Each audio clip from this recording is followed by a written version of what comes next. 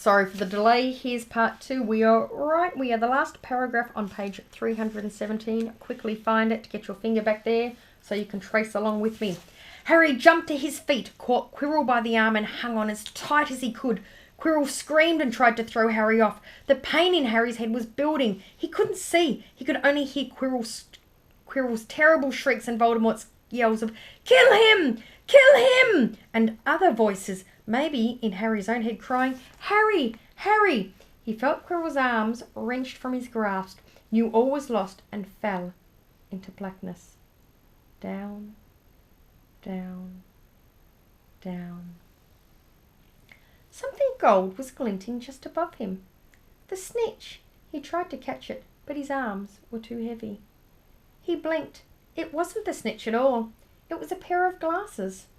How strange. He blinked again. The smiling face of Albus Dumbledore swam into view above him. "Good afternoon, Harry," said Dumbledore. Harry stared at him.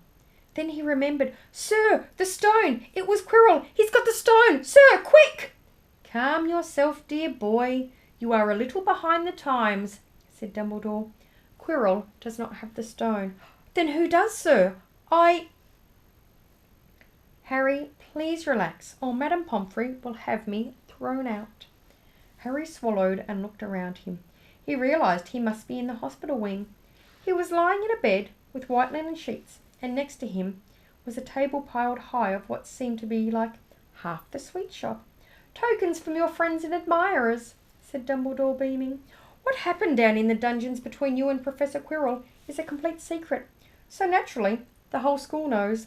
I believe your friends Mr. Fred and George Weasley were responsible for trying to send you a lavatory seat." So, because we are Australian, we don't say lavatory, we would say toilet. So, the Weasley twins tried to send him a toilet seat. No doubt they thought it would amuse you. Madame Pomfrey, however, felt it might not be very hygienic, and confiscated it. "How long have I been here?" "3 days. Mr. Ronald Weasley and Miss Granger will be most relieved you have come around. They have been extremely worried." "But, sir, the stone!" "I see you are not to be distracted. Very well. The stone. Professor Quirrell did not manage to take it from you. I arrived in time to prevent that, although you were doing very well on your own, I must say." "You got there? You got Hermione's owl?" "We must have crossed in mid-air. No sooner had I reached London than it became clear to me that the place I should be was the one I had just left. I arrived just in time to pull Quirrell off you." "It was you!" "I feared I might be too late." "You nearly were. I couldn't have kept him off the stone much longer." "Not the stone, boy. You. The effort involved nearly killed you. For one terrible moment there, I was afraid it had. As for the stone, it has been destroyed." "Destroyed?" said Harry blankly. "But your friend, Nicholas Flamel." "Oh, you know about Nicholas," said Dumbledore, sounding quite delighted. "You did do the thing properly, didn't you?" "Well, Nicholas and I have had a little chat and agreed it's all for the best." "But that means he and his wife will die, won't they?" "They have enough elixir stored to set their affairs in order, and yes, then they will die." Dumbledore smiled at the look of amazement on Harry's face. "Think about, wasn't Nicholas Flamel about 654? How long would you like to live for, and why would you like to live for that long?" Dumbledore smiled at the look of amazement on Harry's face. "To one as young as you, I'm sure it seems incredible, but to Nicholas and Perenelle, it really is like going to bed after a very, very long day. After all, to the well-organised mind, death is but the next great adventure. You know, the stone was really not such a wonderful thing. As much money and life as you could want. The 2 things most human beings would choose above all. The trouble is, humans do have a knack of choosing precisely those things which are worst for them." Harry lay there, lost for words. Dumbledore hummed a little and smiled at the ceiling. "Sir," said Harry, "I've been thinking.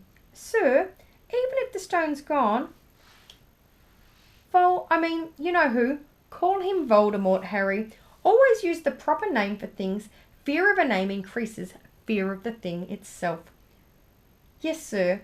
"Well, Voldemort's going to try other ways of coming back, isn't he? I mean, he hasn't gone, has he?" No, Harry, he has not. He is still out there somewhere, perhaps looking for another body to share. Not being truly alive, he cannot be killed. He left Quirrell to die. He shows just as little mercy to his followers as his enemies. Nevertheless, Harry, while you may only have delayed his return to power, it will merely take someone else who is prepared to fight what seems a losing battle next time, and if he is delayed again and again, why, he may never return to power. Harry nodded, but stopped quickly, because it made his head hurt. Then he said, Sir, there are some other things I'd like to know if you can tell me. Things I want to know the truth about. The truth, Dumbledore sighed. It is a beautiful and terrible thing, and should therefore be treated with great caution. However, I shall answer your questions unless I have a very good reason not to. In which case, I beg you'll forgive me. I shall not, of course, lie. Well, Voldemort said that he only ever killed my mother because he was trying to stop him killing me. Because she was trying to stop him killing me, sorry. But why would he want to kill me in the first place? Dumbledore sighed, very deeply this time.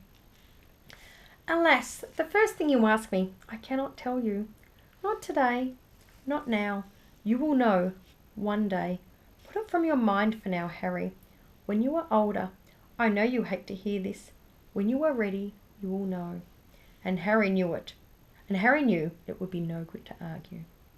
But why couldn't Quirrell touch me? Your mother saved you.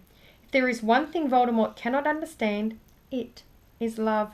He didn't realise that love as powerful as your mother's for you leaves its own mark. Not a scar, no visible sign, to have been loved so deeply, even though the person who loved us is gone, will give us some protection forever. It is in your very skin. Quirrell, full of hatred, greed and ambition, sharing his soul with Voldemort, could not touch you for this reason. It was agony to touch a person marked by something so good. Dumbledore now became interested in a bird out on the windowsill, which gave Harry time to dry his eyes on the sheet. When he had found his voice again, Harry said, And the invisibility cloak? Do you know who sent it to me? Ah, your father happened to leave it in my possession, and I thought you might like it. Dumbledore's eyes twinkled. Useful things. Your father used it mainly for sneaking off to the kitchens to steal food when he was here. And there's something else. Fire away. Quirrell and Snape. Professor Snape. Harry. Professor Snape, Harry. Yes, him. Quirrell said he hates me because he hated my father. Is that true? Well, they did rather detest each other. Not unlike yourself and Mr. Malfoy. And then your father did something Snape could never forgive. What? He saved his life. What? Yes, said Dumbledore dreamily. Funny the way people's minds work, isn't it? Professor Snape couldn't bear being in your father's debt. I do believe he worked so hard to protect you this year because he felt that would make him and your father quits. Then he could go back to hating your father's memory in peace. Harry tried to understand this, but it made his head pound, so he stopped. And, sir, there's one more thing. Just the one. How did I get the stone out of the mirror? Ah, now I'm glad you asked me that. It was one of my more brilliant ideas, and between you and me, that's saying something. You see, only one who wanted to find the stone, find it, but not use it, would be able to get it. Otherwise, they'd just see themselves making gold or drinking elixir of life. My brain surprises even me sometimes. Now, enough questions. I suggest you make a start on these sweets. Ah, Bertie Bott's every flavour beans. I was unfortunate enough in my youth to come across a vomit-flavoured one.